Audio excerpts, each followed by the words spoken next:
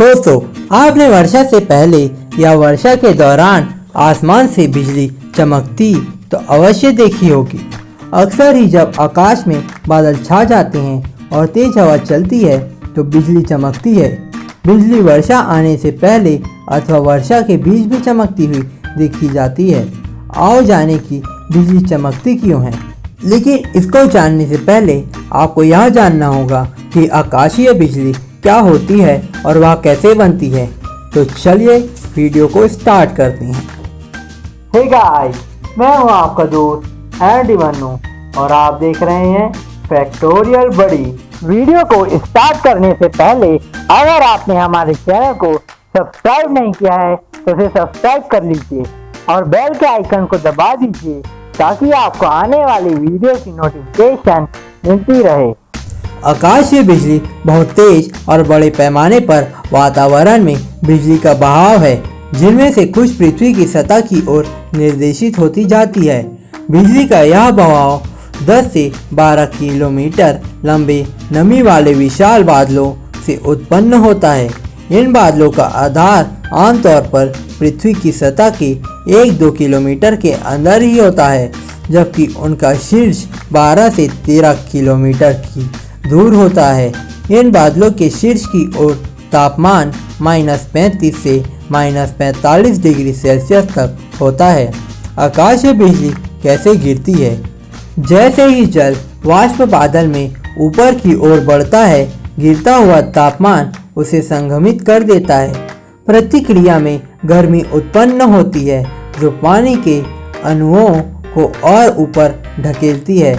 जैसे ही वे 0 degree Celsius से नीचे के तापमान पर जाते हैं, पानी की बूंदें बर्फ के छोटे छोटे क्रिस्टल में बदल जाती है। वे भारी होकर पृथ्वी में गिरने तक एक बड़े पैमाने पर इकट्ठा होती है। इससे एक ऐसी प्रणाली बनती है जिसमें बर्फ के छोटे छोटे क्रिस्टल ऊपर की ओर बढ़ते हैं और बड़े क्रिस्टल्स एक साथ नीचे गिरते हैं। निरंतर टकराव होता है और इलेक्ट्रॉन निकलते लगते हैं। एक प्रक्रिया जो बिजली की चिंगारी उत्पन्न करने के समान होती है। जैसे ही गतिमान मुक्त इलेक्ट्रॉन अधिक टकराव और अधिक इलेक्ट्रॉन उत्पन्न करते हैं, एक चेन रिएक्शन बनती है।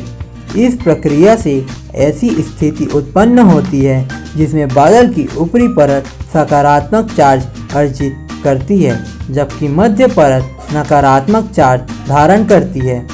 दो परतों के बीच विद्युत क्षमता अंदर बहुत बड़ा होता है, 1 बिलियन से 10 बिलियन वोल्ट के क्रम का है।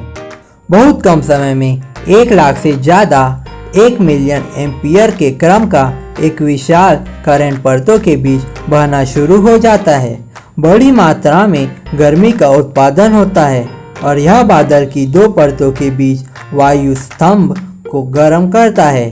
यह ऊष्मा प्रकाश के दौरान वायु स्तंभ को लाल रंग का रूप देती है। जैसे ही गर्म वायु स्तंभ का क्षेत्रफल फैलता है, यह झटके पैदा करता है, जिसके परिणाम स्वरूप गड़गड़ाहट होती है। यह बिजली बादलों से पृथ्वी पर कैसे पहुंचती है? जबकि पृथ्वी बिजली का एक अच्छा संवाहक है, यह विद्युत रूप से तटस्थ है। हालांकि बादलों की मध्य परत की तुलना में यह सकारात्मक रूप से चार्ज हो जाता है। परिणाम स्वरूप लगभग 15% से 20% बिजली पृथ्वी की ओर निर्देशित हो जाती है। यह बिजली का प्रवाह है जो पृथ्वी का जीवन और संपत्ति को नुकसान पहुंचाता है। पेड़ टकराव या इमारतों जैसी लंबी वस्तुओं पर बिजली गिरने की संभावना अधिक रहती है। ऐसा इसलिए होता है क्योंकि हवा बिजली की एक खराब संवाहक है और हवा के माध्यम से यात्रा करने वाले इलेक्ट्रॉन सकारात्मक चार्ज वाली पृथ्वी की सतह तक पहुंचने के लिए अच्छे संवाहक के साथ साथ अच्छे छोटा मार्ग खोजते हैं। आकाशीय बिजली लोगों पर कब गिरती है? लोगों पर सीधे बिजली गिरे ऐसा बहुत कम ही होता है, लेकिन ऐसे मामले हमेशा घातक होते हैं। लोगों पर आमतौर पर बिजली गिरती सी प्रतीत होती है उसे ग्राउंड करंट कहा जाता है। विद्युत ऊर्जा पृथ्वी पर जब किसी बड़ी वस्तु से टकराती है तो कुछ समय के लिए वह जमीन पर कुछ दूरी तक फैल जाती है और उस क्षेत्र में आने वाले लोगों को बिजली के झटके लगते हैं। यह तब अधिक खतरनाक हो जाती है जब जमीन गीली होती है, जो अक्सर बारिश के साथ होने के कारण होती है, या यदि उसमें धातु या अन्य संवाहक सामग्री मिली होती है। पानी एक संवाहक है और बहुत से लोग बाढ़ वाले धान के खेतों में खड़े रहने के कारण बिजली की चपेट में आ जाते हैं। इसकी भविष्यवाणी कितनी अनिश्चित है। किसी सटीक स्थान के लिए आकाशीय बिजली की भविष्यवाणी करना संभव नहीं है, न ही एक संभावित बिजली के सटीक समय की भविष्यवाणी करना संभव है। बरती जाने वाली सावधानियाँ। ऊपर दिए गए कारणों से पता चलता है कि एक पेड़ के नीचे शरण लेना खतरनाक है। जमीन पर लेटना भी जोखिम बढ़ा सकता है। लोगों को तूफान में घरों के अंदर चले जाना चाहिए। हालांकि घर के अंदर भी उन्हें बिजली की फिटिंग, तारों, धातु और पानी को छूने से बचना चाहिए। तो चलिए अब जानते हैं बिजली चमकती क्यों है। बादलों में नमी होती है।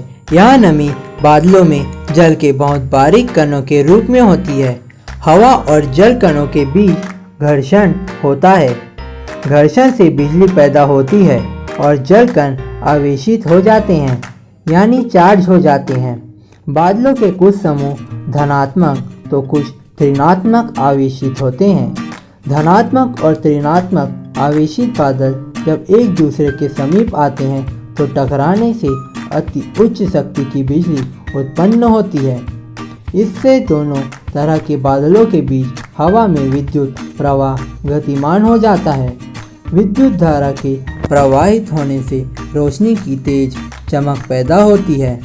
आकाश में यह चमक अक्सर 2 किलोमीटर की ऊंचाई पर ही उत्पन्न होती है। इस चमक के उत्पन्न होने के बाद हमें बादलों की गरज भी सुनाई देती है। बिजली और गरज के बीच गहरा रिश्ता है। बिजली चमकने के बाद ही बादल क्यों गरजते हैं? आइए हम आपको इसका उत्तर बताते हैं। वास्तव में हवा प्रवाहित विद्युत धारा से बहुत अधिक गर्मी पैदा करती है। हवा में गर्मी आने से यह अत्यधिक तेजी से फैलती है और इसके लाखों करोड़ों अणु आपस में टकराते हैं। इन अणुओं के आपस में टकराने से गरज की आवाज़ उत्पन्न होती है। प्रकाश की गति अधिक होने से बिजली की चमक हमें पहले दिखाई देती है। ध्वनि की गति प्रकाश की गति से कम होने के कारण बादलों की गरज हम तक देर से पहुंचती है। आशा करता हूं आपको यह वीडियो पसंद आया होगा। अगर आपको यह वीडियो पसंद आया हो तो आप हमारे चैनल को सब्सक्राइब कर सकते हैं और इसके साथ साथ आप हमें इंस्टाग्राम पर फॉलो भी कर सकते हैं, जिसकी लिंक आपको डिस्क्रिप्शन में मिल जाएगी।